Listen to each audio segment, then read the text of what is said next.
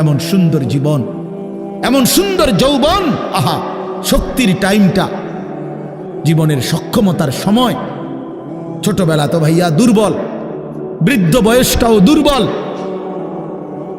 তোমাদের অনেক কিশোর নওজোয়ান একজনের গায়েও চাদর নাই, কিন্তু মুরব্বী সবগুলোর গায়ে চাদর। দেখো চাকায়া, এই চাচারা তো আমার সব পরিচিত চাচা। অর্থ হইল এই বৃদ্ধের এই দুর্বলতা তাকে চাদর গায়ে দিতে বাধ্য করেছে। তার শরীরে শীতের অনুভূতিটা বেশি, ঠিক কিনা বলেন না কেন? কিন্তু তোমরা নওজোয়ান, তোমাদের অধিকাংশ কারো গায়ে চাদর নাই। তোমরা দেখো ভাইয়া, আমার গায়ে কোনো চাদরই নাই। তাইলে বুঝাইতে চাইলাম এই শক্তির সময় যৌবন। যুবক চাইলে পাহাড় কাইটা সমান করতে পারবে, যুবক চাইলে সাগর নদী মাটি দিয়ে ভরাট করে দিতে পারে। একটা এলাকার যুবক ছেলেরা যদি চায়, সবার হাতে হাতে মদের বোতল পৌঁছাই দিতে পারবে। একটা সমাজের ছেলেরা যদি চায়, সবার হাতে হাতে নামাজের মুসল্লাও তুলে দিতে পারবে। অতএব ছেলেরা, তোমরা যারা যুবক আয়োজন করছো, আমি তোমরা উৎসাহ দেই, একটু আগাও, এখানে থাইমা যাইও না। একটা মাহফিল করছি, এক ফোটলা বিরিয়ানি খাওয়াই দিছি, খালাস না বন্ধু, একটু আগাও।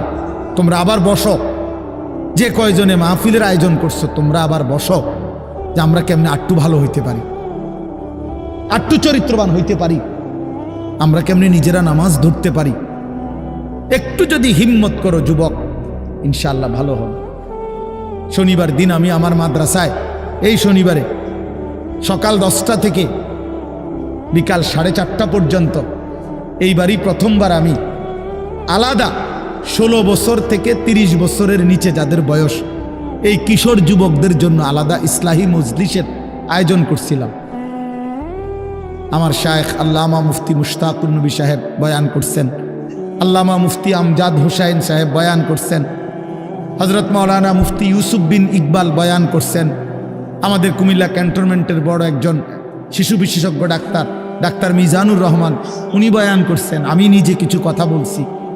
প্রায় 600 ছেলে এন্ট্রিভুক্ত আসছে, এখানে উপস্থিত হয়েছে 600।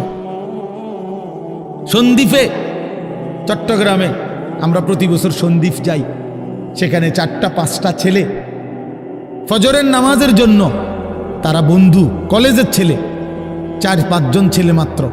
ওরা একদিন সিদ্ধান্ত নিছিল, ওরা সবসময় ফজরের নামাজ পড়তো, তো ওরা একদিন সিদ্ধান্ত নিছে যে ফজরের পরে তারা সন্দ্বীপ তো সাগরের পারে, তো সাগরের পারে হাঁটতো তারা। তো তারা একদিন সিদ্ধান্ত নিছিল আজ থেকে 1 বছর আগে, যে আমরা সকালবেলা না হাইটা চলো আমরা বন্ধুদেরকে ফজরের জন্য জাগাই, ফজরের ক্যাম্পেইন করি, ফজরের জন্য গণসংযোগ করি। এই 4-5 জন ছেলে উদ্যোগ নিয়ে শুরু করছে। ঠিক 1 বছরের মেহনতে এই গত নভেম্বর, 24 সালের নভেম্বরে আমি গেছি মাহফিলে, ওইখানে তারা আমার লিস্টেড, ফজরের পরে আমি তাদের জন্য আলাদা বয়ান করছি, তাদের আলাদা মাহফিল হয়েছে ফজরের পরে।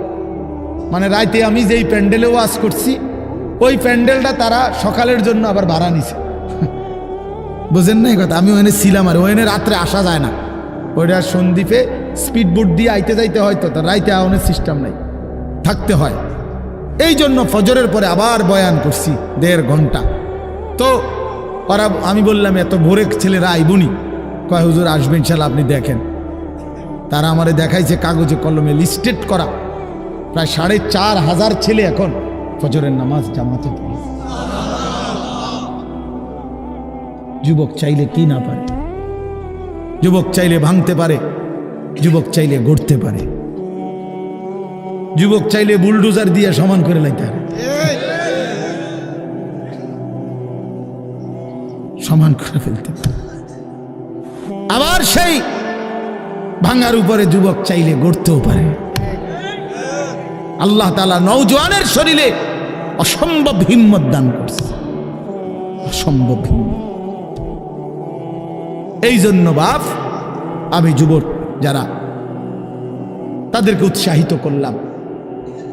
মহান আল্লাহ পাক রব্বুল আলামিন আমাদেরকে বলছেন, আমি তোমাদের ইমানদার, ইমান নিলাম, আমি ইমান দিছি বান্দা, আমি গত বছর যখন তাবলিগের সফরে ছিলাম দিনাজপুর জেলায়, গত বছর আগস্ট মাসে ৭২ বছর বয়স্ক একজন হিন্দু লোককে কালেমার দাওয়াত দিছিলাম। ওনার 2 ছেলে মুসলমান।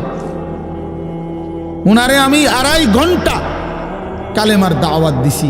আমরা 3 জন আলেম মিলে কত অনুনয় বিনয় করছি, কাকুতি মিনতি করছি, কাঁদছি, চোখের পানি ফেলছি।